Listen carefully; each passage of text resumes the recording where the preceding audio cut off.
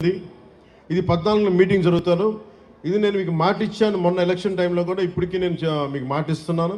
Already 14వ తారీఖు అయితే 323 కోట్ల రూపాయలు కాబట్టి ఇలా చేతిలో మంత్రదండం ఉన్నట్టుగా వెంటనే ఇలా నేను చెప్తే అయ్యేది కాదు. ఇది చాలా లేయర్డ్గా జరుగుద్ది. సో మొదట 2 మీటింగ్లు అయినాయి, ఇప్పుడు 3వ మీటింగ్ జరుగుతూ ఉంది.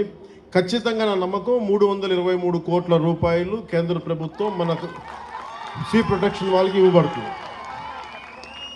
ఇది నేను మీకు మాట ఇస్తున్నాను. నేను కింద పడతాను, మీద పడతాను, ఇబ్బందులు పడతాను.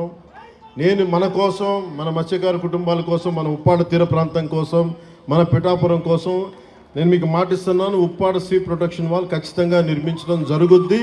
దానికి నిధులు కూడా ఎలాగ మనకి కేంద్ర ప్రభుత్వం నుంచి వచ్చేలాగా ఆల్రెడీ మనకి కేంద్ర ప్రభుత్వం సానుకూల తెలియజేశారు. కానీ అది 320 కోట్లు ఇవ్వాలా లేదా 250 వాటి మీద ఊగిసలాడుతూ ఉందని మనకి మాటలు. సో నేనేం కోరుకున్నానంటే 323 కోట్ల రూపాయలు మీరు దయచేసి ఇవ్వండి అని చెప్పి మన సాధక బాధలన్నీ వారికి తెలియజేశాను.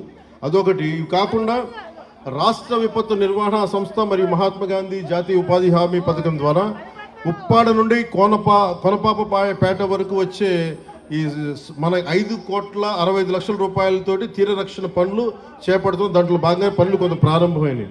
సో ఇది మీ దృష్టి కూడా తీసుకొస్తా ఉన్నాం. అలాగే మనకి మత్స్య సంపద వేరే చోట్లకి వెళ్తున్నాం, వీటన్నిటి గురించి మాట్లాడితే. అలాగే మన కొల్లు రవీంద్ర గారితో మాట్లాడాం. ఆయన ఆధ్వర్యంలో నిన్న ఫిషరీస్ వాళ్ళు మీటింగ్ చేశారు మంత్రివర్యులతోటి. అలాగే రాజోల్ ఎమ్మెల్యే శ్రీ వరప్రసాద్ గారిని కూడా ప్రత్యేకంగా అంతర్వేది మత్స్యకార సమావేశాలతో ఏర్పాటు చేశారు.